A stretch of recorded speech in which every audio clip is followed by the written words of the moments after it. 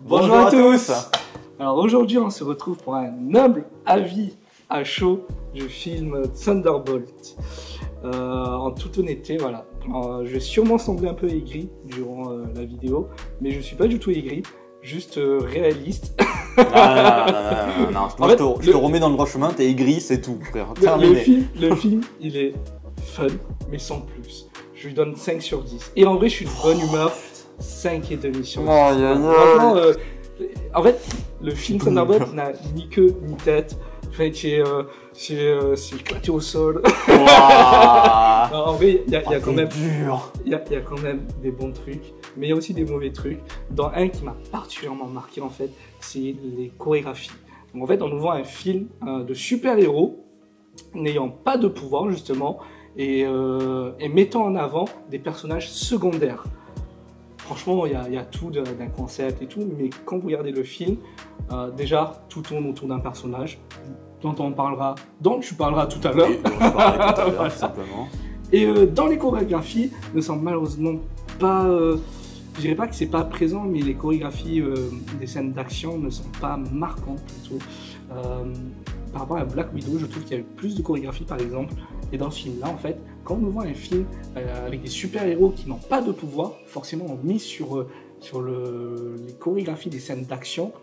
Et là, on les a pas eues, ce qui m'a un peu déçu. Enfin, il y a des scènes d'action, mais pas spectaculaires, pas marquantes. Après, oui, ça reste du Marvel. On a des scènes plutôt stylées, assez classe. Dans une, bon, on en parlera tout à l'heure sûrement. Mais voilà, pour pas trop partir loin, je trouve que le film n'a pas su marquer le coup avec les chorégraphies des scènes d'action. Donc voilà. Je pense que je suis d'accord quand même avec Clément sur le coup. Je pense que Marvel nous a habitués à beaucoup mieux en termes de chorégraphie. On va pas se mentir, quand on va aller voir un film du MCU, on s'attend pas à du grand cinéma. On s'attend surtout à un bon film d'action assez divertissant et surtout avec un scénario qui tient à peine la route, quoi, en soi. On nous attend pas à un chef-d'œuvre, tout simplement. Ouais, mais il y a un minimum d'histoire. Oui, un minimum d'histoire, mais justement, c'est pour ça qu'on aime bien MCU aussi, c'est que l'histoire, en fait, elle est dite sur une longueur de film, tout simplement. Mais ouais, passons, il n'y avait pas de longueur. il n'y avait pas de longueur. Il n'y avait rien du tout. Mais passons, Thunderbolt, honnêtement, toi, tu as donné 5 sur 10. Moi, je suis quand même quelqu'un de gentil. 5,5. 5,5 le 2,5 il fait la différence quand même, hein, oui, à dire. On est plus proche de 6 quand même. Moi, je dirais 7 sur 5. Non, 7,5 sur 10. Je suis quand même gentil, parce que quand même, j'aime beaucoup les super-héros, voilà, simplement. Et en parlant de ça, on va commencer par la première, du coup, la leaduse, on va dire, la sœur de Black Widow, Yelena. Alors, Yelena, que dire sur elle, sur Yelena? Je vais parler beaucoup de Black Widow dans cette review du coup parce que c'est un peu le sujet de la chose, on va dire. Tout tourne autour d'elle. Voilà, tout tourne autour de la sœur. On nous voit un film où on met les personnages secondaires en avant. On les a légèrement eus, mais sans plus. C'est ça, exactement. Et Yelena, honnêtement, je suis un peu déçu du traitement qu'elle a eu en soi. Alors, son background est légèrement mis en avant, mais on sent aussi qu'il ne faut pas non plus faire le lien avec Black Widow, avec sa mère, avec le Red Guardian aussi, que je parlais juste après, et aussi évidemment de Black Widow avec Scarlett Johansson, tu vois. En gros, c'est un petit peu et dans le groupe du coup de Thunderbolt, c'est un petit peu la leader du groupe, c'est toujours elle qui nous fait un mot d'histoire, c'est toujours elle qui les met d'accord, on va dire, sur le coup. Bref. C'est tout ce que j'ai à dire sur Yelena, c'est un bon personnage, et puis surtout Florence Pugh, je l'aime que j'adore, hein, dans beaucoup de sens du terme, voilà, on va dire. Oh là là. Maintenant je vais parler de Paul Walker du coup, Paul Walker, donc US Agent, joué par Wyatt Russell, le fils de Kurt Russell, qu'on avait déjà vu dans le Falcon et le Soldat d'hiver. Alors, qui devait être justement le Captain America, mais qui est un petit peu le Captain America déchu, on va dire, celui qui a failli à son devoir, sur le coup. Voilà, pour rappel, dans cette série, justement, il tue quelqu'un avec le bouclier du Captain, donc l'original, tout ça. Donc c'est un meurtrier, etc. Et donc un mercenaire, bref. Et aussi, il avait un charisme un peu de champignon, on va dire. Genre, voilà. On se moque beaucoup de lui par rapport à ça, mais honnêtement, ils sont bien rattrapés dans Thunderbolt avec son costume beaucoup plus dark, beaucoup plus noir, du coup, tout en arborant les couleurs des États-Unis. Voilà. Et aussi, on lui a donné un petit peu plus de côté humain par rapport à sa femme et sa fille, son fils, pardon. Sa femme et son fils qui du coup... Ah non, c'est pas sa fille? Non, son fils. Ah, okay. Du coup. Voilà, sa femme et son fils qui Okay. l'ont laissé du coup, qui sont partis parce que c'était un gros con, voilà, on va pas se mentir. En fait, on l'a adouci plutôt. Le personnage a un traitement plus adouci, plus humain et joué plus dans l'émotion en fait, pour le coup, mais pas assez. Enfin, le film, pour le coup, Marvel arrive souvent à nous donner une petite sensation d'émotion. Et là, pour le coup, j'ai rien ressenti tout le long du film. Oui, c'est ça, justement. Donc, c'est les seuls moments où, en fait, où il y avait vraiment Yelena, du coup, Paul Walker, et aussi, du coup, Sentry. Mais Sentry, j'en parlerai après, justement. Mais les autres personnages, dont l'ectoplasme, ou le fantôme, ou Ghost, ce que vous voulez, voilà, elle a tout ce qu'on sait d'elle, c'est que c'était un rat de laboratoire. Et les seules scènes où on l'avait vu un peu plus, c'est dans Ant-Man et la guêpe, tout simplement. Voilà. Donc merci Marvel. Donc elle était vraiment un personnage vraiment secondaire sur le coup. Ah oui, clairement. Après, elle n'était pas la seule. Ouais, pas la seule. Je vais parler de. Elle était accompagnée, mais surtout d'un autre personnage qui s'appelle Taskmaster. Du coup, ouais, il n'y a pas grand chose à dire. Voilà, on l'a terminé en 2 minutes. Elle nous a accompagnés du début du film jusqu'à la fin. Voilà, c'est ça. Mais uniquement en promotion. Oui, c'est ça. Au niveau marketing, vous surtout. pouvez retrouver derrière. Bon, on a un écran noir derrière, mais ce sera refait au montage. Mais voilà, elle est un peu affichée un peu partout. Mais après, peut-être qu'ils ont voulu garder sa mort. Après, je la considère même pas comme du spoil parce que vraiment, dans les 10 minutes, je la vois éclate ça. Ouais, c'est ça, exactement. En fait, j'ai l'impression que Marvel voulait s'en débarrasser plus qu'autre chose sur le coup. En plus, elle c'est meurt un peu ridicule. vulgairement. Mais genre, si je devais m'exprimer de moi-même, là, je vais être censuré par YouTube. Je vais peut-être même être ban tellement elle est morte comme une. Enfin voilà. C'est ça. C'est ça. Elle est morte vulgairement. Vous voyez la scène dans Indiana Jones là, la scène culte avec le gars qui tombe de sabre et l'autre qui sort son flingue. Enfin, c'est pareil, ouais, tout simplement. Pas grand chose à dire sur elle. La plupart ont cette ref. Oui, cette ref. Maintenant, parlons du Red Guardian. Le comique du groupe, on va dire. Ouais, le petit vent de fraîcheur, mais sans lettres. Sans lettres, ouais, il est pas très frais, on va dire. Hein, sur le ouais, il est pas très frais. Ouais. Mais honnêtement, Red Guardian, pareil, vu dans Black Widow, le Captain America de Russie, du coup, buveur d'alcool, voilà. Et surtout qu'il a vraiment son caractère atypique, du coup. Très moqueur, très rigolard, tu vois. Vraiment le daron. On est sur un peu les daron, clichés. Le cliché du bide à bière. C'est ça. Du daron. Des mecs beaufs, simplement. Ouais, voilà, qui sait pas comment réagir auprès de sa fille. Mais un vrai nounours en soi, sur le coup. Oui, ça reste un personnage. Bon, le traitement qu'il a eu, il est un peu vulgarisé aussi, forcément, comme on n'a pas le temps de développer tous les personnages et qu'on a voulu essayer de mettre en avant des personnages secondaires qui sont pas traités justement ailleurs, enfin pas forcément bien développés ailleurs, on va dire. Donc ça a été très bâclé dans ce film-là. Mais voilà, c'est le petit vent de fraîcheur, le mec plutôt drôle qui casse un peu l'ambiance. Mais bon, voilà.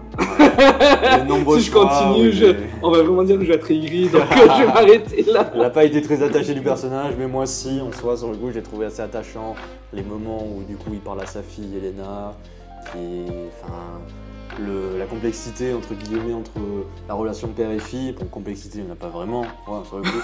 Mais on nous sous-entend justement des petits conflits vite fait internes, on va dire. Je sais pas, le daron, voilà. Ça fait 1 an il donne pas de ses nouvelles. C'est ça, merci, quoi, tu vois, le daron nous donne pas des nouvelles, même pas un appel. C'est sûr qu'il y a de quoi avoir les boules, merci, oui, quoi, tu vois. C'est la fille qui vient pour les nouvelles et c'est ça. Exactement.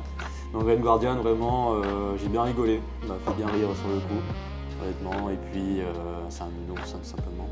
Et maintenant, je vais parler de ce personnage. Oui. Maintenant, je vais parler de Sentry, du coup. Sentry, le méchant, on va dire, le méchant qui n'est pas vraiment un méchant. Voilà. On l'a introduit en fait un peu comme l'antagoniste du film. Alors sachez, comme je l'ai dit tout à l'heure, pas d'histoire, donc il n'y a pas d'antagoniste non plus. Parce qu'en fait, Sentry, c'est pas un personnage à abattre, c'est un personnage à sauver, mais introduit de manière un peu d'une mauvaise façon, on va dire. Après, à nouveau, comme je l'ai dit au début, je suis un casual, j'ai pas forcément lu comics, tout ça. Mais Sentry, pour ce que j'ai vu, je trouve que c'est une mauvaise introduction de personnage. Je pense que Sentry, peut-être que c'est un peu exagéré de ma part, mais aurait pu avoir son propre film du coup pour s'introduire dans le MCU. Bon, à nouveau, voilà, je connais pas le personnage de Sentry dans les comics, mais je trouve que clairement il méritait sûrement son film propre à lui et pouvoir mieux développer son personnage, parce que du coup c'est un personnage torturé psychologiquement, mais dans le film on l'a vu être torturé psychologiquement, mais pas mais enfantinement d'une certaine façon. Je sais pas trop comment l'expliquer, c'était un peu un traumatisme d'enfant bizarre, enfin bâclé. Oui, bâclé, moi je dirais, parce que les seules scènes qu'on a eues, honnêtement, de son traumatisme, c'était du coup les traumatismes de son enfance, qui ont duré même pas une minute à l'écran, tout simplement. Très mal mis en avant, du coup. Oui, on sentait vraiment que le film voulait vraiment se dépêcher par rapport à ça, sur le coup, qu'on voulait l'introduire comme étant un antagoniste, et qu'il ait des raisons de faire ce qu'il fait, parce qu'il est torturé mentalement, etc. Et puis on le force un peu à des choses. Et puis surtout à un moment où il se prend pour Dieu, on va dire. Il se prend pour Dieu par rapport à ses pouvoirs, du coup. Il se compare même à Thor, du coup. On sous-entend qu'il se compare à Thor, voilà, sans être dit dans le film, voilà, bien sûr. Mais c'est normal parce que dans le comics également, il a des pouvoirs tellement surpuissants que justement on peut le considérer comme un dieu, mais qui ne l'est pas, tout simplement. Non, clairement, le concept sans concept, en fait, c'est pouvoir le néant, le void, du coup, c'est ça. Oui, c'est ça, c'est une sorte de void. Le concept est vachement intéressant, il y a du potentiel, mais voilà, Sentry, je trouve que son introduction a été mal faite dans le Thunderbolt. Je pense qu'il n'aurait même pas dû être introduit dans le Thunderbolt et avoir truc à part, ou une autre introduction en tout cas. Je pense honnêtement c'est un personnage qui a eu le même comment ça s'appelle le même sort qu'a eu un autre personnage que j'attendais beaucoup, de Adam Warlock dans Gardien de la Galaxie. Honnêtement, Adam Warlock, pareil, Adam Warlock dans les comics c'est censé être un être parfait, un être surpuissant, exactement. Pareil dans le Gardien des Galaxies, c'est un comique, on va dire, tout simplement. C'est plus un gamin qui cherche l'attention de sa mère, on va dire. Et c'est peut-être pas. C'est pas le. Aussi non, l'acteur est très bien, tu vois, sur le coup. Mais honnêtement, je pense que comme Sentry, du coup, enfin, comme Adam Warlock, pardon, Adam Warlock, Sentry a eu ce genre de traitement vis-à-vis de Marvel, du coup. Et à voir ce qu'ils feront avec lui plus tard. Mais pour l'instant, je pense que c'est plus un peu comme Hulk, vous voyez, un peu, c'est. Un grand pouvoir dans un corps chétif. Vous voyez ce que je veux dire? Ouais, à nouveau, dans le concept du personnage, c'est plutôt intéressant tout ça, mais bon, voilà, franchement, dans le film... Oui, voilà. Maintenant, je voulais juste parler du dernier personnage, du coup, qui était très important quand même dans le scénario du film, c'est de Valentina. Ah, tu parles... Ok, d'accord. Bon, mais vous voyez que c'est pas scripté, parce que même moi je savais pas de qui parler. Valentina, donc celle qui a créé justement l'équipe des nouveaux Avengers, qui a su trouver et flairer justement l'opportunité de créer une équipe du coup d'Avengers, tout dans le business tout simplement. Celle qui est à l'origine du coup du projet Sentry, voilà, qui encourait des sanctions diplomatiques par rapport à ça, politiques, diplomatiques. Et justement, on la place comme une antagoniste, mais en fait pas vraiment en soi. C'est juste une femme qui veut chercher des opportunités, un peu cupide on va dire sur le coup. Faire avancer les choses, mais que ce soit bien ou mauvais, elle s'en fout, elle n'est pas regardante dessus en fait. Voilà. Elle veut juste faire avancer les choses, mais pas forcément de la bonne manière de notre point de vue de gentil, bien évidemment. Mais d'un point de vue de film, c'est intéressant justement. Donc ça a dû forcer à créer ce groupe, le Thunderbolt, qui est devenu, par opportunisme du coup, à la fin du film, les nouveaux Avengers, les New Avengers, élus du coup du peuple, élus du public. Donc voilà, thématique plutôt intéressante, qui a été posée par Marvel et que j'ai trouvé vraiment un des je crois que c'est peut-être même le seul point positif, non j'exagère, mais un des points positifs du film, c'est qu'on nous donne cette petite thématique-là, on nous vend Avenger du coup, on nous vend comme quoi c'est une licence, une marque, du marketing tout simplement autour de ça dans le film, et j'ai trouvé ça plutôt sympathique, parce que du coup, Avenger, qu'est-ce que c'est? Avenger, c'est un groupe de super-héros qui de base devait protéger la Terre, mais sans... Le groupe a été créé, on va dire, de façon assez fluidement, enfin je sais pas, j'ai pas le terme là, mais ça s'est créé tout seul en fait. Et là maintenant, le groupe ne s'est pas créé tout seul, c'est le peuple qui élu, les nouveaux Avengers. À ce moment-là, on a perdu tous nos héros, et face à l'espace, à tout le reste de l'univers, nous sommes désarmés sur Terre, et on a besoin d'espoir, et cet espoir-là, ce sont les Thunderbolts qui ont été renommés, enfin qui ont été nommés plutôt comme des nouveaux Avengers. C'est ça. Et du coup, scène post-crédit, là j'avance un peu, je sais pas si tu avais... Non, je pense que je voulais juste ajouter que du coup, Thunderbolts, les nouveaux Avengers ont été élus par le peuple, à comparaison des anciens du coup Avengers qui eux étaient déjà des héros qui ont été créés justement par le peuple. Voilà, c'est un peu tout seul, ils sont plus des héros qui sont eux-mêmes des héros, on va dire, qui sont rassemblés, alors que là, ce sont plus des mercenaires, ce sont plus des gens un peu comme nous. Alors ça aussi, on n'en a pas trop parlé, c'est qu'il y a beaucoup de moments où ils parlaient du passé des personnages, un peu des anecdotes un peu débiles, on va dire, sur le coup, mais qui nous fait un peu penser que c'est un peu des gens comme nous, tu vois, qui sont devenus des héros, etc. Là, bref, en fait, c'est un film qui essaie d'être assez réaliste, entre guillemets, c'est-à-dire à nouveau en vend des héros mais sans super pouvoir, donc des gens en qui on peut tout simplement se voir dedans, sauf, enfin bon voilà, on va dire que je suis aigri si je continue, mais voilà. Voilà, je pense que là on peut partir sur la partie voilà. Mais voilà, un peu déçu de ce côté-là à nouveau, mais voilà, je reviens du coup sur le post-générique où il y a un petit débat qui est plutôt drôle sur le fait que la marque Avenger a été déposée du coup par... ah merde, j'ai oublié son nom. Sam Wilson, du coup, le Captain America, du coup actuel. Voilà, qui a déposé un brevet sur le nom. Enfin, c'est pas un brevet, mais qui a juste déposé le nom Avenger, donc il ne peut plus l'utiliser officiellement, de ce que j'ai compris. Et que du coup, il y a eu un petit débat aussi entre le fait que eux, ce sont des Avengers, mais si un jour le Captain America actuel, donc Sam Wilson, décide de créer son groupe, est-ce que son groupe va être considéré comme des Avengers aussi? Enfin voilà, il y a un petit débat dessus, et je pense que c'est intéressant. Ils sont pas allés plus loin que ça, mais je pense que c'est plutôt intéressant à voir ce que ça va donner plus tard. Voilà, ça reste un teaser pour la suite des événements dans le MCU, tout simplement. Un deuxième Civil War, ça serait drôle, sur le coup. Mais c'est aussi un tease sur le nouveau Avenger, du coup, qui va sortir dans un an, il me semble. Ouais, l'année prochaine. Mais surtout, donc la scène qui nous avait intéressé le plus à la fin du film, c'est le vaisseau arrivant sur Terre qui porte l'emblème des 4 Fantastiques. Ouais, effectivement. Je pense que c'est un film que tout le monde attend. Personnellement, voilà, moi qui suis l'univers MCU, uniquement cinématographique, j'attends ce film parce que du coup, ça nous redonne, on va dire, un peu de comment dire ça? D'espoir, de nouveauté, on va dire, sur le coup. Ouais, de nouveauté. Un certain souffle nouveau pour l'univers Marvel, du coup. Et puis 4 Fantastiques, c'est quand même assez connu de tous, je pense. Oui, c'est assez connu, tout le monde depuis le temps que, en tant que fan du MCU et tout ça, qu'on attend l'introduction des 4 Fantastiques, surtout avec le casting annoncé, qui est juste XXL, vraiment incroyable, les castings. Les teasers, ils donnent vachement envie.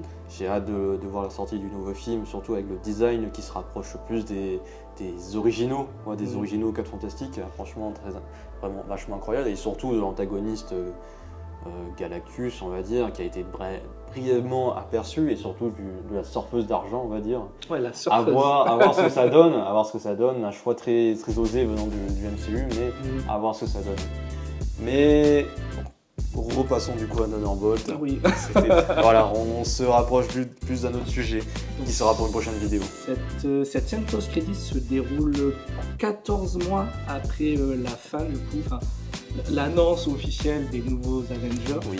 Et donc théoriquement, On a quelques théories pour les 4 fantastiques qui suivent, parce que du coup on voit le vaisseau, au vu de la DA, des teasers des 4 fantastiques, on peut présumer qu'il y a peut-être un certain voyage dans le futur, dans les films des 4 fantastiques, mais tant je me trompe, je suis pas À fan voir, à connaisseur. voir, à voir. Franchement, honnêtement, les MCU avaient déjà abordé ce sujet dans Avengers.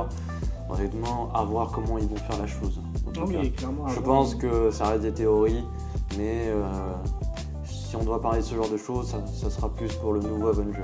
ça, parce qu'à la fin de Thunderbolt, tu as le vaisseau des 4 fantastiques qui pop de nulle part et qui rentre C'est dans pas vraiment de nulle part, c'est plus l'expédition du coup des 4 fantastiques, où ils ont trouvé leur pouvoir tout simplement. Parce que les bases, c'est à ce ils vont moment-là. dans l'espace. Oui, Oui. ils vont à l'espace. Oui, Voilà, ils toi vont qui ne dans connais l'espace, pas oui. justement, je te dis, ils vont dans l'espace et c'est comme ça qu'ils reçoivent leur pouvoir. Et du coup, il devrait avoir une entrée et une sortie alors.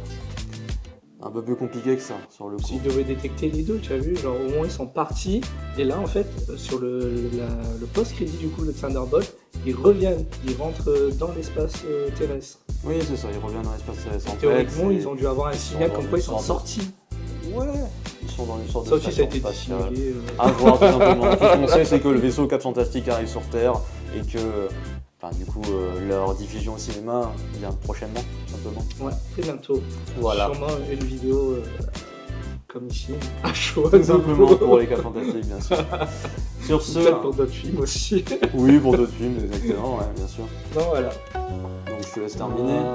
Ok, ben, je pense qu'on a fait le tour. Ah non, tu n'as pas donné de note ou quoi Si, non. j'ai donné une Ah note, si, hein. ça t'avais dit ça. 7 toi. sur 5. Bon, il a surcoté, mais... Ouah, merde. Ouah. Mais bref, du coup voilà, ce sera tout pour aujourd'hui, pour cette vidéo d'un humble avis à chaud. On se retrouve bientôt pour des vidéos. Voilà, je vous tease un peu, ça va concerner aussi une certaine héroïne, voilà. Il y a un héros plutôt solo. Ouais, avec qui pète un certain charisme et un certain level aussi Ouais, il a du de level. charisme. Il a du level. Donc voilà, les petits teasers qui viennent. Donc voilà, je vous dis à très bientôt. À très bientôt. Puis likez, commentez, n'hésitez pas à nous dire ce que vous avez pensé du film, tout simplement, on débattra sûrement avec vous. Tout à fait. Et on se voit pour une prochaine vidéo. Allez, ciao ciao.